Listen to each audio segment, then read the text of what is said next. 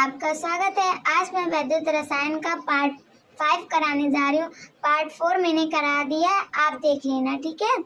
आज मैं मानक हाइड्रोजन इलेक्ट्रोड कराने जा रही हूँ। क्वेश्चन बहुत ही ज़्यादा इम्पोर्टेंट है, तो आप इसको याद कर लेना। मानक हाइड्रोजन इलेक्ट्रोड, विभिन्न प्रकार के इलेक्ट्रोडों का इलेक्ट्रोड विभव ज्ञात करने के लिए मानक इलेक्ट्रोड का निर्माण किया जाता है, जिसे मानक हाइड्रोजन इलेक्ट्रोड कहते हैं। चलिए एक बार और पढ़ते हैं। विभिन्न प्रकार के इलेक्ट्रोड का इलेक्ट्रोड विभव ज्ञात करने के लिए मानक इलेक्ट्रोड का निर्माण किया जाता है, जिसे मानक हाइड्रोजन इलेक्ट्रोड कहते हैं। आप इसको 2-3 बार पढ़ेंगे तो आपको भी याद हो जाएगा, ठीक है। चलिए मैं इसके डायग्राम से इसको समझा दे रही हूँ, ठीक है। आपको और अच्छे से समझ में आ जाएगा। जो ये 2 फ्लक्स दिया गया है, इसी के अकॉर्डिंग आप याद करेंगे तो ज़्यादा अच्छा रहेगा। ये हमारा इसका तार है और इसका ये वोल्ट मीटर है, और नीचे ये हाइड्रोजन गैस, इसका जो खुला न लिखा है उसमें हाइड्रोजन गैस रहेगा, ठीक है। क्या आप जानते हैं इसमें कितना प्रतिशत हाइड्रोजन गैस रहेगा? अगर आप जानते हैं तो कमेंट में बताइए, हम आपको बता दे रहे हैं। इसमें H2O गैस रहेगा, ठीक है, 1 एटीएम दाब पर। हाइड्रोजन गैस एक एटीएम दाब पर, ठीक है।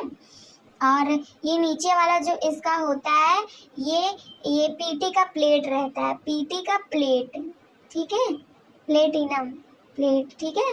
और पीटी का तार, ये इसका वोल्ट मीटर है, मतलब माप, ठीक है। वोल्ट मीटर मापने के लिए हम इसको लगाएं बीच में, ठीक है, माप, इसको आप वोल्ट मीटर भी लिख सकते हैं। और ये जो तार गया है उसे किस चीज़ का तार है? ये पीटी का तार है, ठीक है, ये भी लिख रहे हैं। आप डायग्राम बना के लिखेंगे तो आपको एग्जामिनर अच्छा नंबर देगा, तो आप ये डायग्राम बना देना, ठीक है। तो ये समझ में आ रहा है आपको? इसमें विलियन जो भी ले लेना, विलियन में बना दे रही हूँ।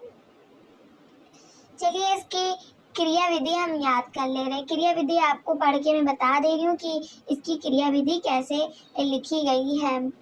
आप मेरे साथ ही पढ़ते रहेंगे तो आपको भी आसानी से याद हो जाएगा। क्रिया विधि, ठीक है, आप मेरे साथ याद करिए। क्रिया विधि, जिस इलेक्ट्रोड का इलेक्ट्रोड विभव ज्ञात करना होता है उसे मानक हाइड्रोजन इलेक्ट्रोड के बराबर रखकर दोनों के बीच में वोल्ट मीटर जोड़ देते हैं। दोनों के बीच में ये माप जो मैंने लिखा है, इसी के बीच में वोल्ट मीटर जोड़ देते हैं, ठीक है, बराबर रखकर। तब वोल्ट मीटर की रीडिंग ही दिए गए इलेक्ट्रोड का इलेक्ट्रोड विभव होता है। चलिए एक बार और पढ़ लेते हैं, जिससे आपको और आसानी से याद हो जाए। जिस इलेक्ट्रोड का इलेक्ट्रोड विभव ज्ञात करना होता है उसे मानक हाइड्रोजन इलेक्ट्रोड के बराबर रखते हैं, मतलब ये दोनों बराबर रख दिए हमने, ठीक है, बराबर रख देते हैं। बीच में वोल्ट मीटर जोड़ देते हैं, और ये जो माप दिया गया है इसी को हम वोल्ट मीटर भी कहते हैं, ठीक है, वोल्ट मीटर जोड़ देते हैं। तब वोल्ट मीटर की रीडिंग ही दिए गए इलेक्ट्रोड का इलेक्ट्रोड विभव होता है, ठीक है। ये इसका जो मान दिया रहेगा वही ही इलेक्ट्रोड विभव होगा, ठीक है। आशा करती हूँ आपको ये आंसर समझ में आया होगा। 2 से 3 बार आप पढ़ेंगे या लिखेंगे तो आपको भी आसानी से याद हो जाएगा। तो आपको अगर समझ में आया हो तो कमेंट में ज़रूर बताना। And thanks for watching. मिलते हैं अगले लेक्चर में।